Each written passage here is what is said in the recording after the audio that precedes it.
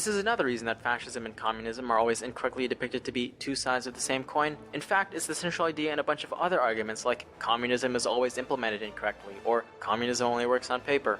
If communism only works on paper, it's a good thing I live in paper. Anyway, these three arguments are essentially the same thing, so that's why I'm mushing them together into the same section. The idea that communism is inherently authoritarian is misleading, because it only developed these things after capitalism tried to crush it.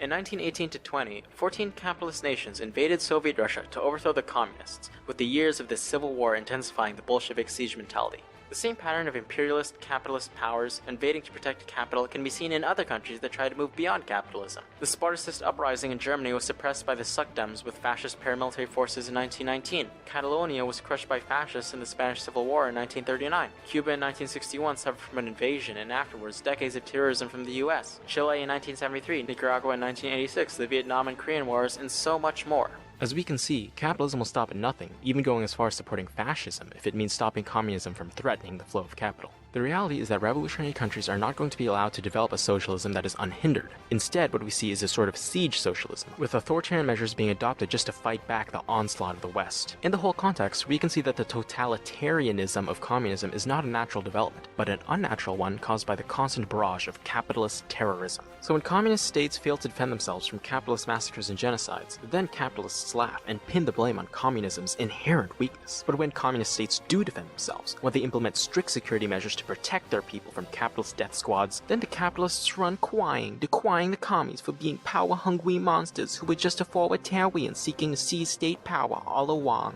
So if communism is bad and weak when it fails to defend itself, but is also bad and authoritarian when it does defend itself, then when would communism ever not be depicted to be villainous? The answer is never, because no matter what communist states do, it's always spun to be bad. This is not an argument. It's a dogma.